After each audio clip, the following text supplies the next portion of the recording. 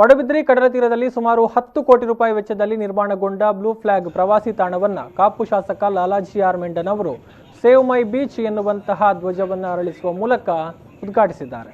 ಈ ಸಂದರ್ಭದಲ್ಲಿ ಮಾತನಾಡಿದ ಶಾಸಕರು, ರಾಷ್ಟ್ರದಾದ್ಯಂತ ಕೇವಲ 13 ಸಮುದ್ರ ಕಡಲ ಕಿನಾರೆಗಳಲ್ಲಿ ಮಾತ್ರ ನಿರ್ಮಾಣಗೊಳ್ತಾ ಇರುವಂತಹ ಬ್ಲೂ ಫ್ಲಾಗ್ ಬೀಚ್, ಇದರಲ್ಲಿ ಪಡುಬಿದ್ರಿ ಕೂಡ ಒಂದು। ಇದರಿಂದ ಸ್ವಚ್ಛತೆಯ ಬಗ್ಗೆ ಜಾಗೃತಿ ಸಹಿತ ಸ್ಥಳೀಯರಿಗೆ ಉದ್ಯೋಗಾವಕಾಶವನ್ನು ಕಲ್ಪಿಸಲಾಗ್ತಾ ಇದೆ। ಇದೊಂದು ಬೃಹತ್ ಪ್ರವಾಸಿ ತಾಣ ಆಗುವುದರಲ್ಲಿ ಯಾವುದೇ ಡೌಟ್ ಇಲ್ಲ ಅಂತ ಹೇಳಿದರು।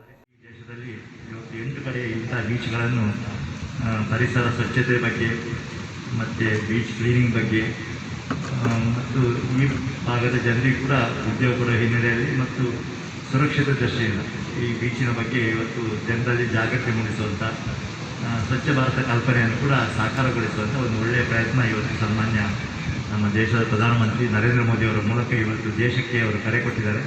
ಸ್ವಚ್ಛ ಭಾರತ ಕಲ್ಪನೆ ಇವತ್ತು ಹಿಂದೆ ಸ್ವಾತಂತ್ರ್ಯ ಪೂರ್ವದಲ್ಲಿ ಮಹಾತ್ಮ ಗಾಂಧೀಜಿಯವರು ಸ್ವಚ್ಛ ಭಾರತ ಕಲ್ಪನೆಯನ್ನು ಕೊಟ್ಟಿದ್ದಾರೆ। ಆ ನಂತರ ಬಹುಶಃ ಇದನ್ನು ತುಂಬ ಗಂಭೀರವಾಗಿ ತಗೊಂಡಂಥ ಪ್ರಧಾನಮಂತ್ರಿ ಇದ್ದರೆ ಅದು ಸನ್ಮಾನ್ಯ ನರೇಂದ್ರ ಮೋದಿಯವರು ಅವರು ಇವತ್ತು ಈ ಕಾರ್ಯಕ್ರಮಕ್ಕೆ ವಿಶೇಷವಾಗಿ ಎಲ್ಲ ಕಡೆ ಮಹಾತ್ಮ ಗಾಂಧೀಜಿಯವರ ಈ ಸಂದರ್ಭ ಉಡುಪಿ ಜಿಲ್ಲಾಧಿಕಾರಿ ಜಗದೀಶ್, ಜಿಲ್ಲಾ ಪಂಚಾಯತ್ ಉಪಾಧ್ಯಕ್ಷೆ ಶೀಲಾ ಕೆ ಶೆಟ್ಟಿ, ಶಶಿಕಾಂತ್ ಪಡುಬಿದ್ರಿ, ಮನೋಹರ್ ಶೆಟ್ಟಿ, ನೀತಾ ಗುರುರಾಜ್ ಮುಂತಾದವರು ಜೊತೆಗಿದ್ದರು।